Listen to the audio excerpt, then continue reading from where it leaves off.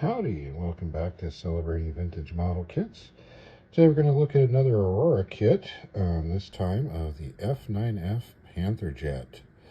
This is a quarter scale model, kit number 22 100, 148 scale, and this one was issued in 1960. The original issue of this kit was in 1952 and has kind of a story with it. The box art here was done by Joe Catula, who became their kind of main artist for a big chunk of Aurora's history from the late 50s through the 60s. So this was the first aircraft kit released. In fact, actually, I think even the first model kit period released by Aurora, along with an XF90 was released at the same time, and that was kit number 33. So there's kind of a story behind Aurora getting into this.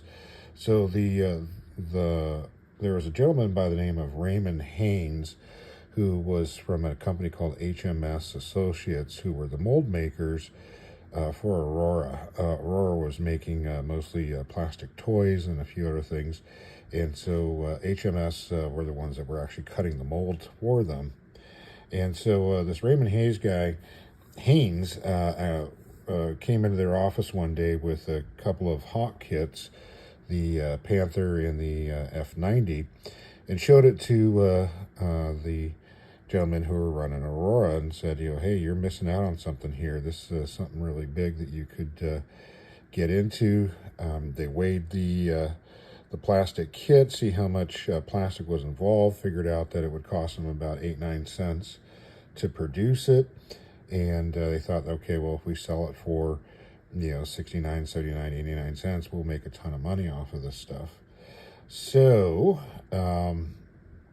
rather than make their own models, they literally just copied the Hawk kit that was originally produced in 1950. So by 1952, they had these two kits up and ready to go. They were issued in real simple, plain folding boxes, just two-color lithographed folding boxes, and they sold really well. And apparently, at the next model hobby toy convention that they were at, the Hawk guys went over to Aurora and were kind of giving them some grief over ripping off their molds. And so they did change a couple of things to it. They did eliminate the separate pilot figure that the Aurora kit had. And then later on, they did add rivet detail and rockets and landing gear to the kit, but it was a straight rip-off. So that ended up being that Hawk, to try to avoid running into that problem again, molded their name into their kits. So you see that on some of the Hawk models where their name is imprinted in the kit. But the other thing that they did was that they had the rivets were spelled out Hawk in Morse code. So somewhere on the kit they would do that, so that way somebody else ripped them off again, they could easily point out, hey, that's the exact kit that we produced. They also did, Aurora also pretty much straight ripped off the instructions as well. And so Hawk did the same thing with their instructions. So coded somewhere on the instruction sheet is Hawk in Morse code on their instruction sheets. So let's take a look at the kit and see what we got.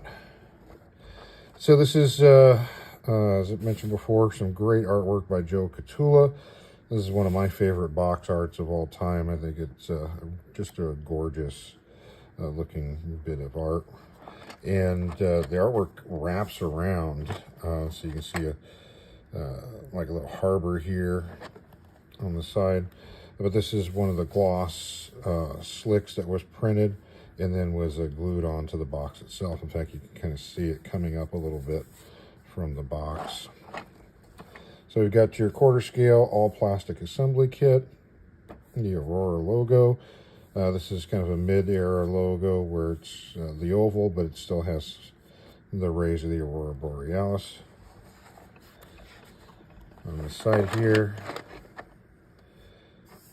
Panther jet, all plastic, and this has got the 1960 production date on this one. Got the end, repetition of the top art, and this kit was sold much later than when it was first done. You had a sticker put over the dollar pricing, and then at some point somebody changed it to even $3. And same thing on this one. Looks like, yeah, it was $1.98. So it went from $1 to $1.98 and then $3. So this kit kicked around in somebody's shop for quite a while. And nothing on the bottom.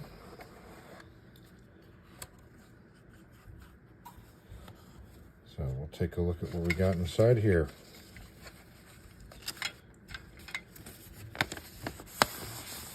So here's the instruction sheets, or sheet. This is a 1956 version of the instruction sheet, model number 22. So they're showing you just an exploded view. As you'll see, most of these parts just come loose in the box. So there's no numbers or anything assigned to them. Fairly simple, straightforward. There's a thing on here if you do have missing or broken parts that you can send in for it. They're making note of the fact that the right wing has a narrower tongue than the left wing, so that you know you get on the right side. Ad for Aurora's products, and then the actual assembly steps. On the back side, got an ad for Aurora's slot car series and recommendations on how to apply decals. Unusual for Aurora, most of the Aurora instructions have got, you know, almost like the full line of kits available, you know, included, but this one does not have that. Then here's the decals that came with it. Matching for kit number 22. Get instructions for applying decals, and these are actually in pretty good shape. They have not yellowed, which is pretty nice. So you can see they're very, very minimal. Again, straight rip off of the decals that were included with the Hawk kit, and the Leaping Panther, this red Leaping Panther, actually matches up with the prototype, the two F9F prototypes, the F9F2 and the F9F3 prototypes that were produced. They were in bare metal, but they did have the Leaping Panther, you know, on the nose, which I think this is what this is represented. And also the nose probe. You can see this big pitot tube probe on there was also on the prototypes, which is what this was modeled after. Production Panthers, of course, did not have this giant probe sticking out of it. But it was in bare metal, so at least they did switch over to the blue plastic, but it's the markings do kind of match up to the prototype itself. So show you what that looks like here.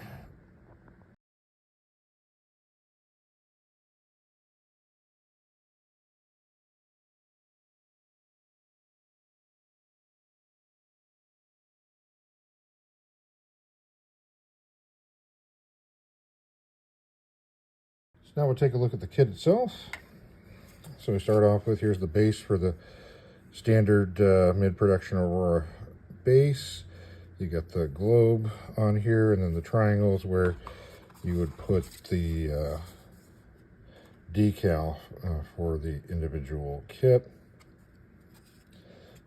So same base use for all of them. Here's our clear canopy piece. It's a little scuffed up from years, so this would need to get polished out again. But fairly heavy framing. And then here we have our first fuselage piece. You can see it's got all the molded on markings. So when they first issued it, it did not have these molded on, or these rivets were added later on. The original issue of the kit did not have landing gear either. As you can see, there's no spot for landing gear. It's all just the gear doors represented by raised panel lines. Got a little bit of flash showing up on these later molding by now. This kit's getting a few years. Yeah, and then you can see the molded on pilot. Here's the other half of the fuselage.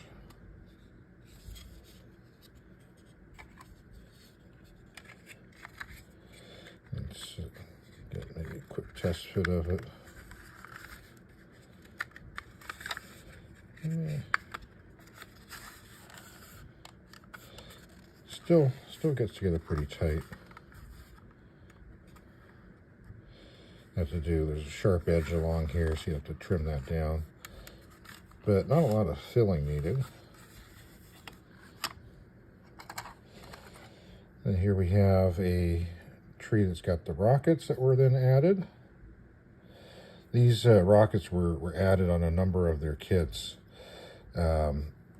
These 4 rockets are not really accurate for a Panther. A Panther would typically carry 3 rockets, not 4. I don't even think it had fitting for 4. So there you go there. You've got one for the landing gear with a nice big ejector pin mark right in the middle of the gear door. But you do have little pins to put it in the wings. We'll take a look at that now. So you can see there's the holes added for the rockets and then for the gear. Real simple representation of the flaps and the ailerons. And again, the molded on marking. Here's your other wing with a little bit of flash, and here's the underside. Here's your horizontal tail plane. This is just a one piece that would slide through the slots. And you've got your wingtip drop tanks. Not much to those. Your other gear door, again, pin mark on that. And then here's the nose gear pieces. And these don't have any kind of pin or anything. You just stick it on there. Just glue it right in that spot.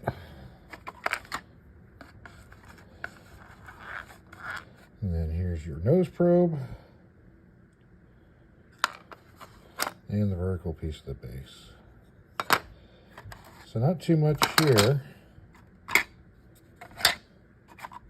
You can see, once they added landing gear and rockets, that almost doubled the amount of parts involved in this kit.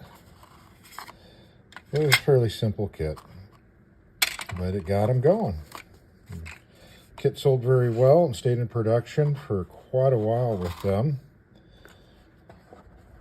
It was one of their top sellers for years.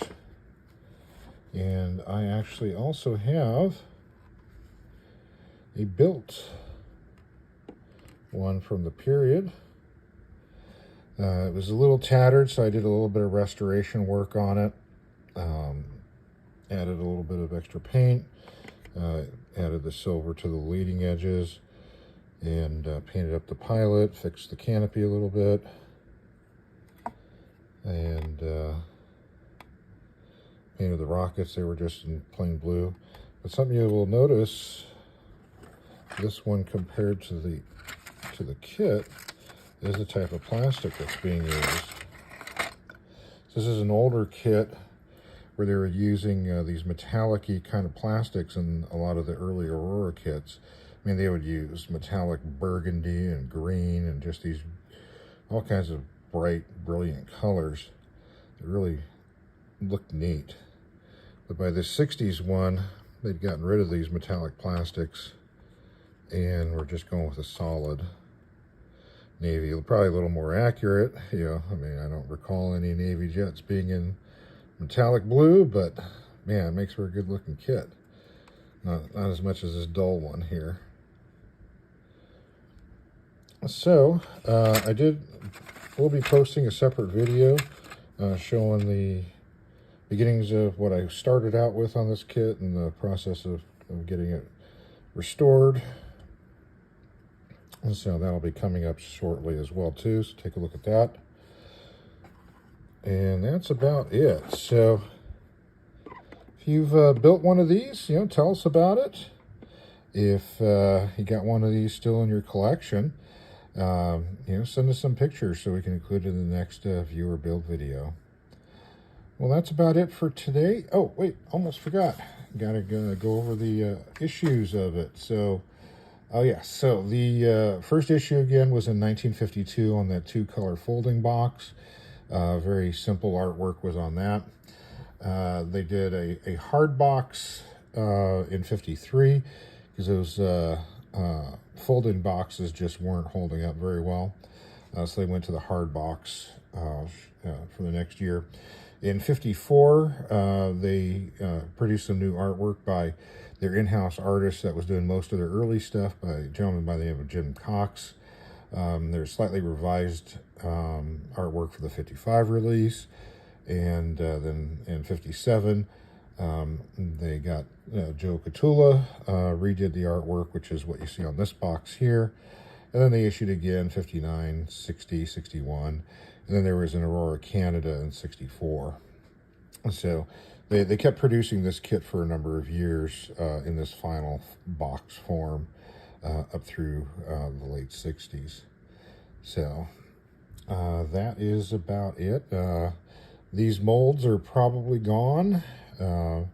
When Monogram acquired the majority of what was left of the Aurora molds, they either didn't purchase or trashed the older 50s ones that they didn't think were going to be sellable anymore. So there's a good chance that this mold is gone, which is unfortunate.